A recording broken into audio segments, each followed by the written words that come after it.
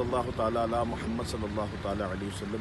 میٹھے اور پیارے محترم اسلامی بھائیوں، اس وقت ہم جارڈن کی سرزمین پر حاضر ہیں اور عظیم صحابی رسول حضرت عامر بن ابی وقاص رضی اللہ تعالیٰ عنہ کے دربار گوہربار میں حاضر ہیں، جو حضرت سعد بن ابی وقاص رضی اللہ تعالیٰ عنہ کے چھوٹے بھائی ہیں۔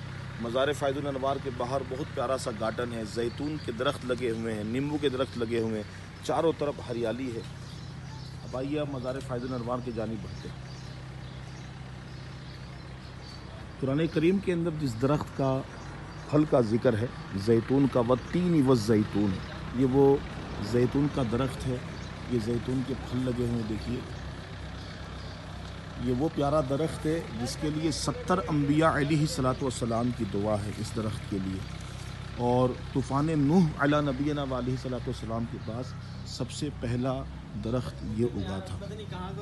یہ نام عامر بن ابی وقاص رضی اللہ تعالی عنہ، یہ مزار کے اوپر کا گنبد کا نقشہ ہے۔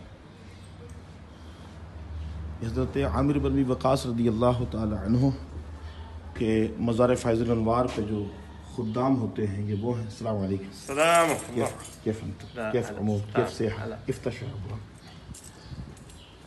یہ عاشق رسول ہیں، سنی ہیں، صحیح العقیدہ ہیں۔